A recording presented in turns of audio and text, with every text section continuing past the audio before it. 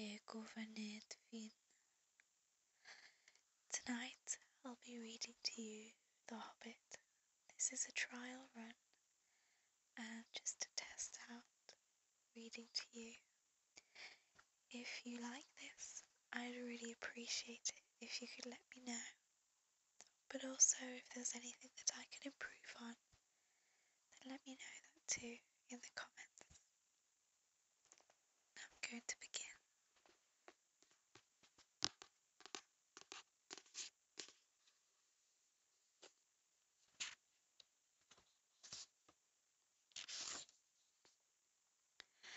The Hobbit, or There and Back Again, by J.R.R. Tolkien.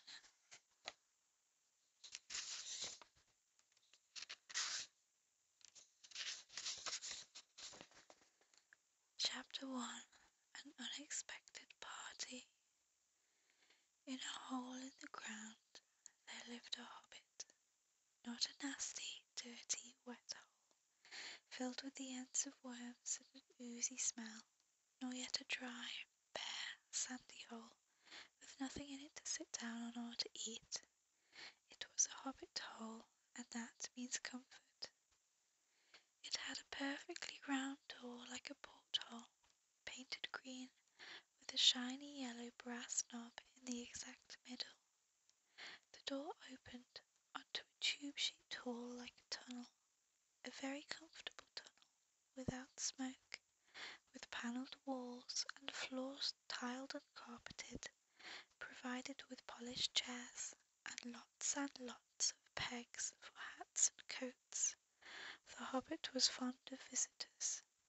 The tunnel wound on and on, going fairly, but not quite, straight into the side of the hill. The hill, as all the people for many miles around called it, and many little round doors opened out of it, first on one side and then on another. No going upstairs for the hobbit. Bathrooms, bedrooms, cellars, pantries, lots of these. Wardrobes, he had whole rooms devoted to clothes. Kitchens, dining rooms, all were on the same floor, and indeed on the same passage.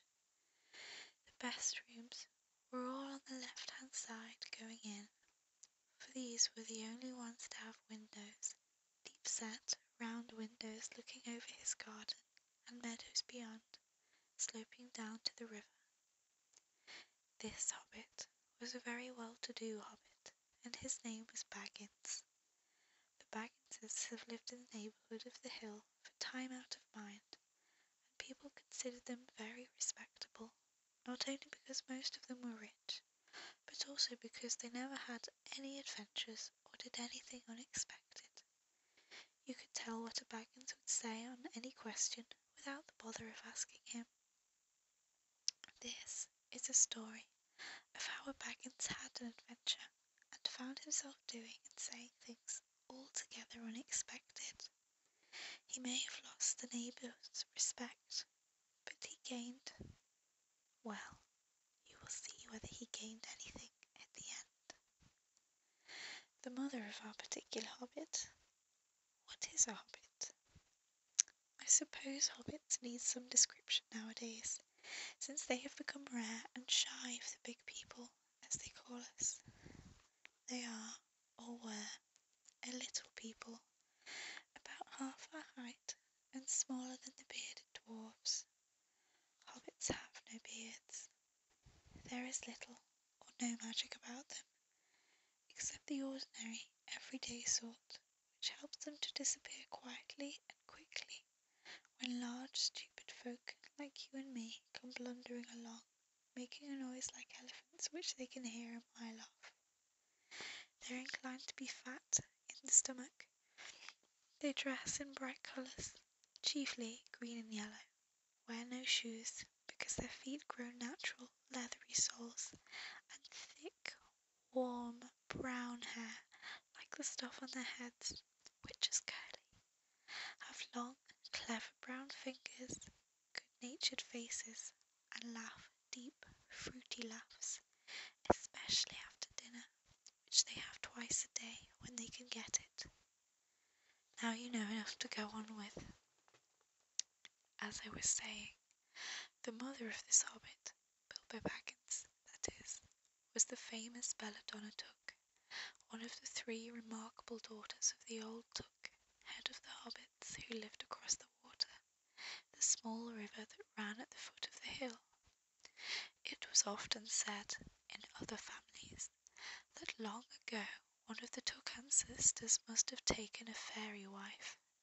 That was, of course, absurd, but certainly there was still something not entirely hobbit-like about them, and once in a while members of the Took clan would go and have adventures.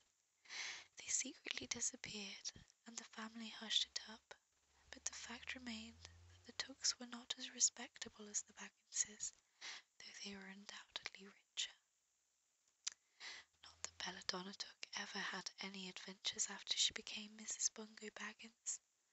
Bungo, for that was Bilbo's father, built the most luxurious hobbit hole for her, and partly with her money, that was to be found either under the hill or over the hill or across the water, and there they remained to the end of their days.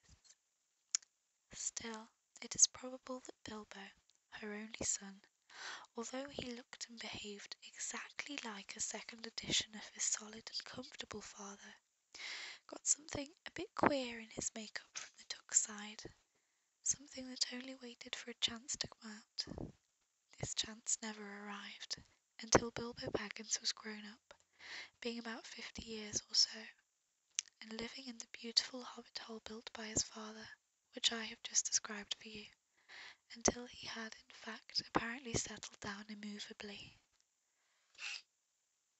By some curious chance one morning long ago in the quiet of the world, when there was less noise and more green, and the hobbits were still numerous and prosperous, and Bilbo Baggins was standing at his door after breakfast, smoking an enormous long wooden pipe that reached nearly down to his woolly toes, neatly brushed, Gandalf came by. Gandalf, if you had only heard a quarter of what I have heard about him, and I have heard only very little of what there is to hear, you would be prepared for any sort of remarkable tale. Tales and adventures sprouted up all over the place wherever he went, and in the most extraordinary fashion. He had not been down that way under the hill for ages, not since his friend the old Took had died, in fact, and the hobbits had almost forgotten what he looked like. He had been away over the hill and across the water on business of his own since they were all small hobbit boys and hobbit girls. All that the unsuspecting Bilbo saw that morning was an old man with a staff. He had a tall, pointed blue hat, a long grey cloak, a silver scarf over which his long white beard hung down below his waist, and immense black boots. "Good morning," said Bilbo, and he meant it. The sun was shining, and the grass was very green. But Gandalf looked at him from under long bushy eyebrows that stuck out further from the brim of his shady hat. "What do you mean?" he said. "Do you wish me a good morning, or mean that it is a good morning, whether I want it or not, or that you feel good this morning, or that it is a morning to be good on?" All of them at once," said Bilbo, "and a very fine morning for a pipe of tobacco out of doors into the bargain. If you have a pipe about you, sit down and have a fill of mine. There's no hurry, we have all the day before us." Then Bilbo sat down on a seat by his door, crossed his legs, and blew out a beautiful grey ring of smoke that sailed up into the air without breaking and floated away over the hill. "Very pretty," said Gandalf, "but I have no time to blow smoke rings this morning. I am looking for someone to share an adventure that I am arranging, and it's very difficult to find anyone." "I should think so in these parts. We're quite plain folk, and I have no use for adventures. Nasty, disturbing, uncomfortable things. Make you late for dinner." "I can't think what anybody sees in them," said our Mr. Baggins. and stuck one thumb behind his braces and blew out another, even bigger smoke ring. Then he took out his morning letters and began to read, pretending to take no more notice of the old man. He decided that he was just not quite his sort and wanted him to go away. But the old man did not move. He stood leaning on his stick and gazing at the hobbit without saying anything, till Bilbo got quite uncomfortable, and even a little cross. "Good morning," he said at last. "We don't want any adventures here, thank you.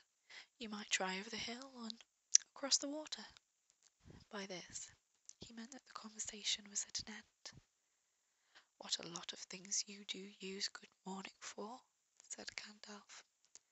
"Now do you mean that you want to get rid of me, and that it won't be good till I move off?" Not at all, my dear sir. Let me see, I don't think I know your name." Yes, my dear sir, and I do know your name, Mr. Bilbo Baggins, and you do know my name, though you don't remember that I belong to it. I am Gandalf, and Gandalf means me. To think that I should have lived to be good morninged by Belladonna Took's son, as if I was selling buttons at the door. Gandalf? Gandalf, good gracious me! Not the wandering wizard that gave old Took a pair of magic diamond studs that fastened themselves and never came undone till ordered. Not the fellow who used to sell such wonderful tales at parties, about dragons, and goblins, and giants, and the rescue of princesses, and the unexpected luck of widows' sons. Not the man that used to make such particularly excellent fireworks. I remember those. Old Took used to have them on Midsummer's Eve. Splendid. They used to go up like great lilies, and snapdragons, and laburnums, and fire, and hang in the twilight all evening. You will notice, already, that Mr. Baggins was not quite so prosy as he liked to believe. Also, that he was very fond of flowers. Dear me, he went on, not the Gandalf who is responsible for so many quiet lads and lasses going off into the blue for mad adventures. Anything from climbing trees to visiting elves, or sailing in ships, sailing to other shores. Bless me, life used to be quite you used to upset things badly in these parts once upon a time. I beg your pardon, but I had no idea you were still in business." "What else could I be?" said the wizard. "All the same, I'm pleased to find you remember something about me. You seem to remember my fireworks kindly, at any rate, and that is not without hope. Indeed, for your old grandfather Took's sake, and for the sake of poor Belladonna, I will give you what you asked for." "I beg your pardon, I haven't asked for anything." Yes, you have. Twice now. My pardon, I give it to you. In fact, I will go so far as to send you to this adventure. Very amusing for me, very good for you, and profitable too, very likely, if you ever get over it." "Sorry, I don't want any adventures. Thank you. Not today. Good morning. But please come to tea any time you like. Why not tomorrow? Good tomorrow. Come tomorrow. Goodbye." With that, the hobbit turned and scuttled inside his round green door and shut it as quickly as he dared, not to seem rude. Wizards, after all, are wizards. "What on earth did I ask him to tea for?" he said to himself as he went to the pantry. He had only just had breakfast, but he thought a cake or two and a drink of something would do him good after his fright. Gandalf, in the meantime, was still standing outside the door and laughing long but quietly. After a while he stepped up, with the spike on his staff, scratched a queer sign on the hobbit's beautiful green front door. Then he strode away, just about the time when Bilbo was finishing his second cake, and began to think that he had escaped adventures very well. The next day he had almost forgotten about Gandalf. He did not remember things very well, unless he put them down on his engagement tablet, like this: Gandalf, tea, Wednesday. Yesterday he had been too flustered to do anything of the kind. Just before tea time, there came a tremendous ring on the front door bell, and then he remembered. He rushed and put on the kettle, and put out another cup and saucer, an extra cake or two, and ran to the door. "I'm so sorry to keep you waiting," he was going to say, when he saw that it was not Gandalf at all. It was a dwarf with a blue beard tucked into a golden belt, and very bright eyes under his dark green hood. As soon as the door was opened, he pushed aside, just as if he had been expected. He hung his hooded cloak on the nearest peg, and "Dwalin, at your service," he said, with a low bow. "Bilbo Baggins at yours," said the Hobbit, too surprised to ask any questions for the moment. When the silence that followed had become uncomfortable, he added, I am just about to make tea. Pray, come and have some with me." A little stiff, perhaps, but he meant it kindly. And what would you do if an uninvited dwarf came up and hugged his things in your hall without a word of explanation? They had not been at the table long. In fact, they had hardly reached the third cake, when there came another, even louder ring at the bell. "Excuse me," said the Hobbit, and off went to the door. "So you've got here at last." That was what he was going to say to Gandalf this time, but it was not Gandalf. Instead, there was a very old-looking dwarf on the step, with a white beard and a scarlet hood, and he too hopped inside as soon as the door was open, just as if he had been invited. "I see they've begun to arrive already," he said, when he caught sight of Dwalin's green hood hanging up. He hung his red one next to it, and "Balin, at your service," he said, with his hand on his breast. "Thank you," said Bilbo, with a gasp. It was not the correct thing to say, but they had begun to arrive, had flustered him badly. He liked visitors, but he liked to know them before they arrived, and he preferred to ask them himself. He had a horrible thought that the cakes might run short, and then he, as their host, he knew his duty and stuck to it however painful. He might have to go without. "Come along in and have some tea," he managed to say, after taking a deep breath. "A little beer would suit me better, if it's all the same to you, my good sir," said Balin with the white beard. "But I don't mind some seed cake, if you have any."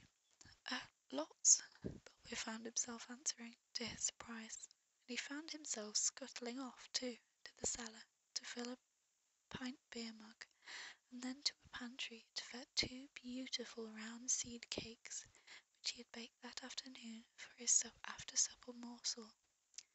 When he got back, Balin and Dwalin were talking at the table like old friends. As a matter of fact, they were brothers. Bilbo plumped down the beer and the cake in front of them, when loud came a ring at the bell again, and then another ring. Gandalf was certain this time, he thought, as he puffed along the passage. But it was not. It was 2 more dwarfs, both with blue hoods, silver belts, and yellow beards, and each one of them carried a bag of tools and a spade. In they hopped, as soon as the door began to open. Bilbo was hardly surprised at all. "What can I do for you, my dwarfs?" he said. "Killy at your service," said one, "and Filly," added the other, and they both swept off their blue hoods and bowed. "At yours and your families," replied Bilbo, remembering his manners this time. "Dwalin and Balin here already, I see," said Killy. "Let us join the throng." "Throng?" thought Mr. Baggins. "I don't like the sound of that. I really must sit down for a minute and collect my wits, and have a drink." He had only just had a sip, in the corner, while the 4 dwarfs sat around the table and talked about mines and gold and troubles with the goblins and the depredations of dragons and lots of other things which he did not understand and did not want to, for they sounded much too adventurous, when ding-a-long-a-ling-a-ling, the bell rang again, as if some naughty little hobbit boy was trying to pull the handle off. "Oh, someone at the door," he said, blinking. "Some four, I should say, by the sound," said Philly. "Besides, we saw him coming behind us along in the distance." The poor little hobbit sat down in the hall, and put his head in his hands, and wondered what had happened, and what was going to happen, and whether they would all stay for supper. Then the bell rang again, louder than ever, and he had to run to the door. It was not 4 at all, it was 5. Another dwarf had come along while he was wandering in the hall.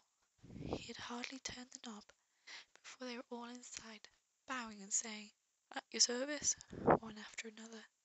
Dorry, Norry, Orry, Oin, and Gloin were their names, and very soon 2 purple hoods, a grey hood, a brown hood, and a white hood were hanging on the pegs, and off they marched with their broad hands stuck in their gold and silver belts to join the others. Already it had become a throng. Some called for ale, and some for porter, and one for coffee, and all of them for cakes, so the hobbit was kept very busy for a while. A big jug of coffee had just been set in the hearth, the seed cakes were gone, and the dwarfs were starting on a large round of buttered scones, when there came a loud knock.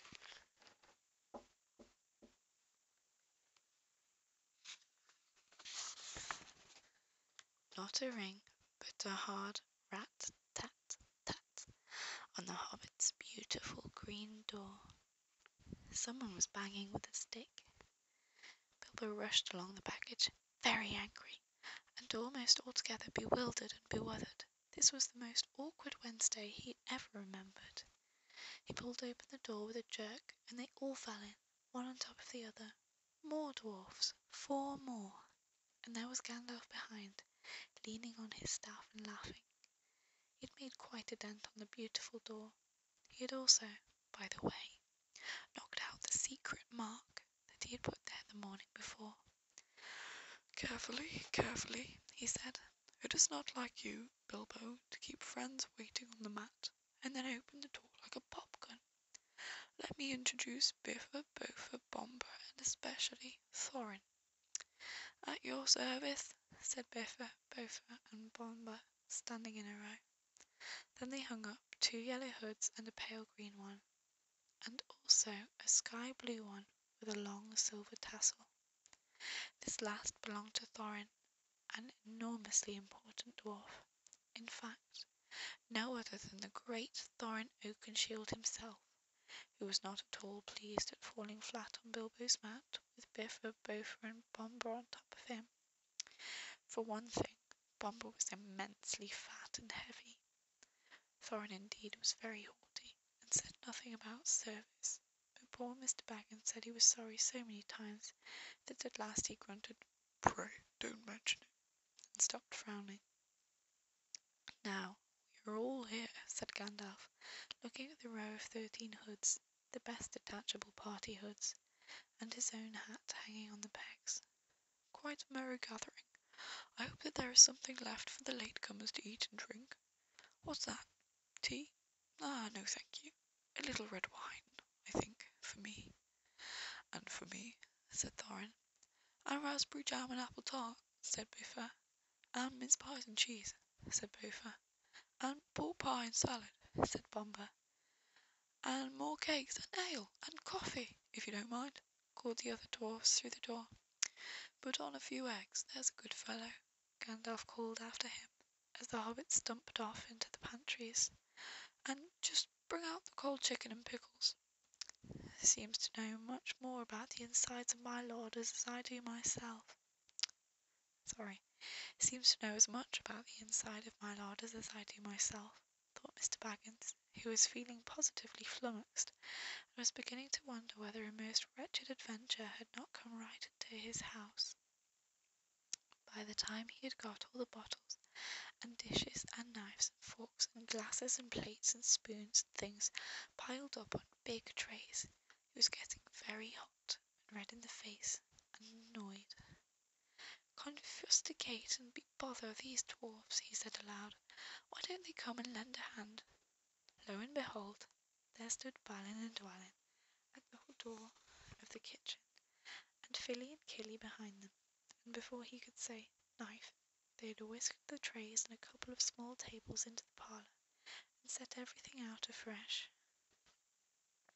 Gandalf sat at the head of the pantry, with the 13 dwarfs all round, and Bilbo sat on a stool at the fireside, nibbling at a biscuit. His appetite was quite taken away, and trying to look as if this was all perfectly ordinary and not in the least an adventure. The dwarfs ate and ate, and talked, and time got on. At last they pushed their chairs back, and Bilbo made a move to collect the plates and glasses. I suppose you'll all stay to supper, he said, in his politest, unpressing tones. Of course, said Thorin, and after. We shan't get through business up till late, and we must have some music first. Now, to clear up. Thereupon the 12 dwarfs, not Thorin, he was too important, and stayed talking to Gandalf, jumped to their feet, and made tall piles of all the things. Off they went, not waiting for trays, balancing columns of plates, each with a bottle on top, with one hand, while the hobbit ran after them, almost squeaking with fright. Please, be careful, and please, don't stop, I can manage. But the dwarfs only started to sing.